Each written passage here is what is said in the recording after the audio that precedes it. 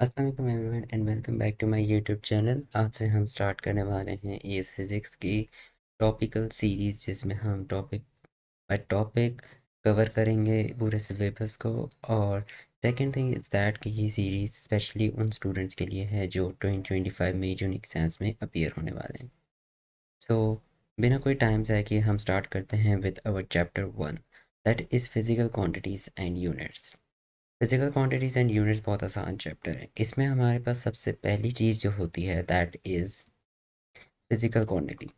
अब physical quantity क्या होती है? अगर हम इसकी डेफिनेशन देखें तो it is those quantities that have a unit and magnitude. यानी वो क्वांटिटीज़ जिनके पास यूनिट और मैग्नीट्यूड होता है उनको फिजिकल क्वांटिटी कहते हैं। और सेकंड थिंग इज़ दैट कि उनको हम मेजर कर सकते हैं, दे कैन बी मेजर्ड। मैं अगर हम एक एग्जांपल लें, एग्जांपल दे लेते हैं डिस्टेंस की। डिस्टेंस होता है लाइक सपोज कर सकते हैं 5 मीटर। तो 5 इसमें हो गया इसका मैग्नीट्यूड एंड मीटर हो जाता है इसमें इसका unit.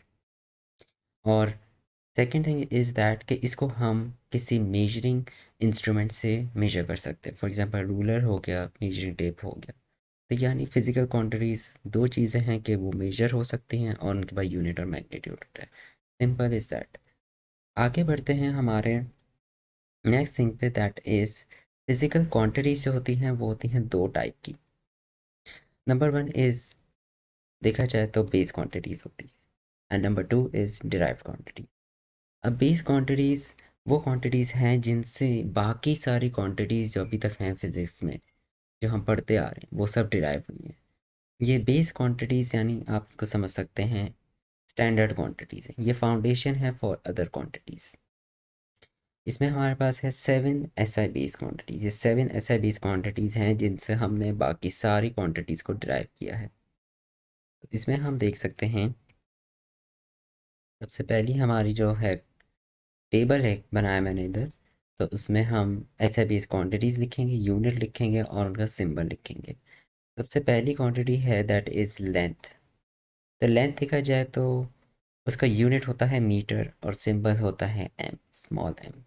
Second you have mass, then you have time, absolute temperature. अब एब्सोल्यूट टेम्परेचर का एसआई बेस यूनिट होता है केल्विन, नॉट डिग्री सेल्सियस। बहुत से बच्चे इसको इसमें कंफ्यूज कर देते हैं। तो यू नीड टू रिमेंबर के एसआई बेस यूनिट टेम्परेचर का is kelvin, not degree Celsius. Then we have electric current, ampere इसका यूनिट होता है SI base. Then we have luminous intensity, candela होता है इसका। And finally we have amount of substance, that आपने chemistry में पढ़ा होगा, दैट इज मोल। तो ये 7 SI बेस क्वांटिटीज़ हैं जो आपने याद रखनी। इनके अलावा और कोई ऐसा बेस क्वांटिटी नहीं है, बाकी सारी क्वांटिटीज़ इनसे डिराइव्ड हुई हैं। तो इससे से हमें पता चला कि डिराइव्ड क्वांटिटीज़ कौन सी हैं। डेफिनेशन में लिखा हुआ है कि those quantities which are derived from these 7 base quantities above, जो हमने लिखी। एंड उनके यूनिट को फिर हम क्या बोलेंगे? डिराइव्ड यूनिट्स बोलेंगे। एग्जाम्पल इसमें हम ले लेते हैं फोर्स की। अब फोर्स देखा जाए तो यूनिट इसका होता है न्यूटन। तो फोर्स एक डिराइव्ड क्वांटिटी है और डिराइव्ड यूनिट इसका हो गया न्यूटन। इसी तरह एक्सेलरेशन, इसी तरह स्पीड है, ये सब डिराइव्ड हुई हैं। इन सारी जो 7 बेस क्वांटिटीज़ हैं इन सब से ये डिराइव्ड हुई हैं। सो मूव ऑन करते हैं। नेक्स्ट टॉपिक है representing derived unit in terms of SI base unit. ये बहुत बार एमसीक्यूज में आता है कि आपको एसआई बेस यूनिट में अपना आंसर देना है in terms of SI base unit. यानी ये जो 7 यूनिट्स आपने लिखे हैं इनके अंदर अंदर ही वो आंसर आना चाहिए उस यूनिट का।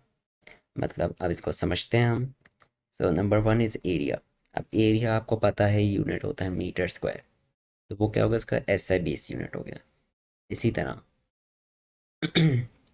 स्पीड अगर हम देखें, स्पीड होता है distance upon time. Distance upon time अगर हमने किया तो that would be meter upon second और वो ms-1, that is the SI base unit of speed. इसी तरह हमारे पास है फोर्स। फोर्स का आपको पता है F=ma एक फॉर्मूला है। तो उससे हमने इस फोर्स का unit SI base unit derive किया। आपको पता है कि फोर्स का यूनिट होता है न्यूटन, लेकिन न्यूटन उसका एसआई बेस यूनिट नहीं है। SI बेस यूनिट होता है इसका kg ms-2, यानी न्यूटन को हमने के SI बेस यूनिट में कन्वर्ट कर दिया। Then you have pressure. Pressure होता है फोर्स अपॉन एरिया। तो फोर्स का हमने ऊपर यूनिट निकाला था, उसी को हमने इधर सब्स्टिट्यूट किया फोर्स में, और एरिया हमने ऊपर ही निकाला था, that is meter square. Final answer इसका आ गया kg m-1 s-2। तो आपको फॉर्मूलाज याद होने चाहिए अगर आपको SI बेस यूनिट निकालना है। फिर हमने निकालना है वर्क डन। वर्क डन का फॉर्मूला होता है F into S. S is for displacement. तो इसमें अगर हम देखें तो kg ms-2 force into m, तो ये हमें मिल गया kg m² s-2। लास्ट हम देखते हैं पावर। पावर आपको पता है वर्क डन अपॉन टाइम, और it can be energy upon time.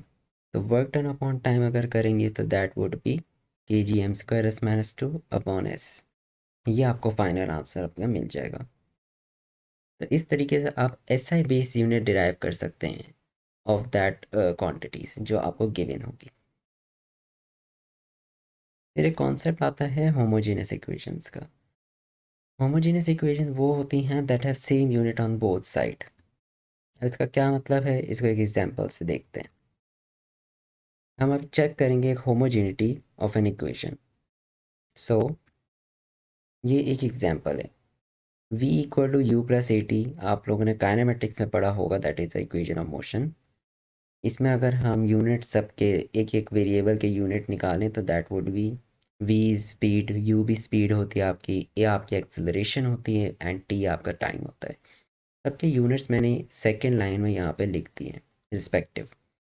अब मैंने करा यहाँ तो ms-1 ही रहेगा लेफ्ट साइड पे, और राइट साइड पे देखें तो वहाँ भी दो ms-1 हो जाएंगे। और जब हमने फाइनल देखा तो ms-1 इक्वल हो गया 2 टाइम्स ms-1। तो अब बहुत से बच्चे कंफ्यूज हो जाते हैं कि 2 हो गया तो अब ये यूनिट सब सेम नहीं है। बेटा इसमें यूनिट सेम रहेगा, क्योंकि यूनिट और कांस्टेंट में फ़र्क है। ये जो 2 है ये एक कांस्टेंट है, इसका कोई इम्पैक्ट नहीं आता होमोजेनिटी पे, क्योंकि हमें सिर्फ कंसर्न होता है अपने यूनिट से। अगर दोनों साइड पे अगर आप देखें ms-1 है, इधर भी ms-1 है, यूनिट अगर सेम है दोनों साइड पे, तो इट मीन्स कि इक्वेशन जो है आपकी क्या है, होमोजेनस है। Constant does not have any impact on homogeneity.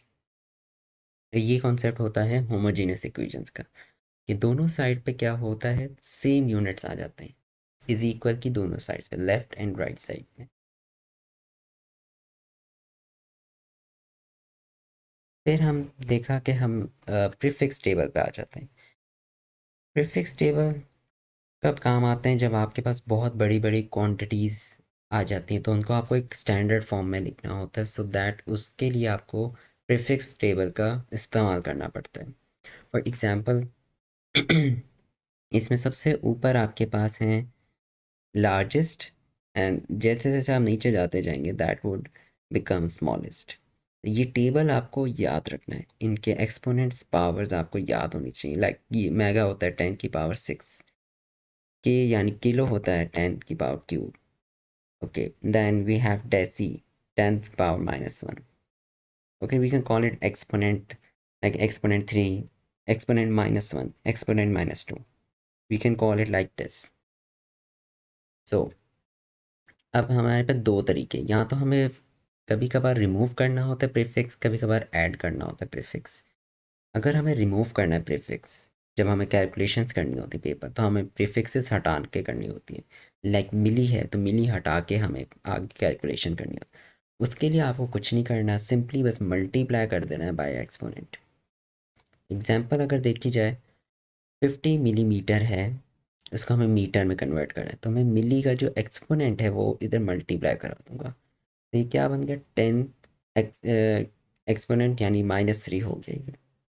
तो हमने 50 को मल्टीप्लाई करा दिया मिली के एक्सपोनेंट से, दैट इज -3। सिमिलरली अगर मुझे 4 किलो न्यूटन को न्यूटन में करना है, इसके लिए मैं किलो को हटाऊंगा तो किलो का एक्सपोनेंट मल्टीप्लाई हो जाएगा साथ में, दैट इज।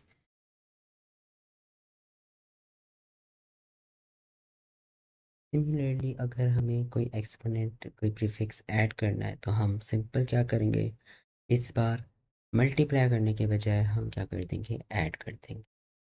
तो यहाँ तक हमने आज पढ़ा कि प्रीफिक्स कैसे करने हैं ऐड, और हमारे पास डिफरेंट कॉन्सेप्ट जो थे इस चैप्टर 1 के वो हमने करे। नेक्स्ट क्लास में हम और भी इस चैप्टर को डिटेल में कर देंगे और फाइनली चैप्टर भी कंप्लीट हो जाएगा।